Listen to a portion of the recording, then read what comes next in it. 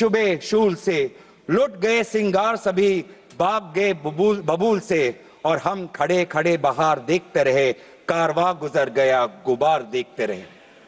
ये बच्चों की वो दुख है। क्या करें, हमारे पास पैसे नहीं है इतने कि हम पेपर खरीद पाएं। 30-30 लाख का पेपर हमें खरीदने के पास, हमारे पिताओं के पास इतने सामर्थ्य नहीं है। वो दुख है, वो नाराज है, और इसीलिए जब वो दुख से वो लड़ नहीं पाते तो आत्महत्या पर आ पड़ते। और एनसीआरबी में सर, आज देश की ये व्यवस्था, देश की असली ये है कि आज एनसीआरबी में, नेशनल क्राइम रिकॉर्ड्स ब्यूरो में, ये भी एक कारण है कि आत्महत्या हुई क्योंकि वो बच्चा एग्जाम में फेल हुआ। ऐसा भी एक कारण आ गया है। बच्चों की आत्महत्या, छात्रों की आत्महत्या लगभग 1 लाख से ऊपर बढ़ चुकी है। 1 लाख से ऊपर, जिसमें से 2000 ने तो साफ साफ कहा है, 2400 ने साफ साफ कहा है कि मैं फेल हो गया और इसीलिए मैं सुसाइड ले रहा हूं। बहुत लोग, बच्चों ने फैमिली, पारिवारिक कारण से, फैमिली रीजन से वो आत्महत्या उन्होंने की। लेकिन इसके पश्चात भी वे युवा आए, वो चाहे गुजरात से हो, वो चाहे महाराष्ट्र से हो, चाहे विदेश से हो, चाहे दक्षिण भारत से हो, महाराष्ट्र से, वो सब आए।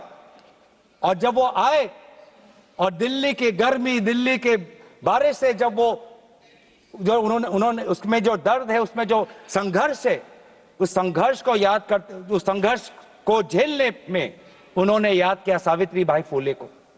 वे लड़कियां जो आई थी, ऐसे बहुत लड़कियां थी जिन्होंने रील पे कहा कि मैं अपने माता पिता को बिना बोले में जा रही हूं क्योंकि मुझे लड़ना है।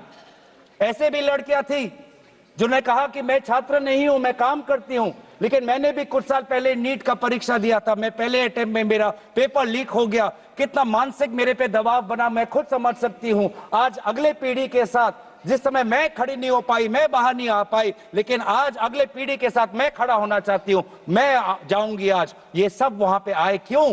क्योंकि उन्होंने इतिहास को याद किया कि जिस प्रकार से सावित्री बाई फुले हो या फातिमा शेख हो, जिस प्रकार से समाज ने उन पर उत्पीड़न किया, लेकिन वो कभी भी अपने बाग से हटे नहीं।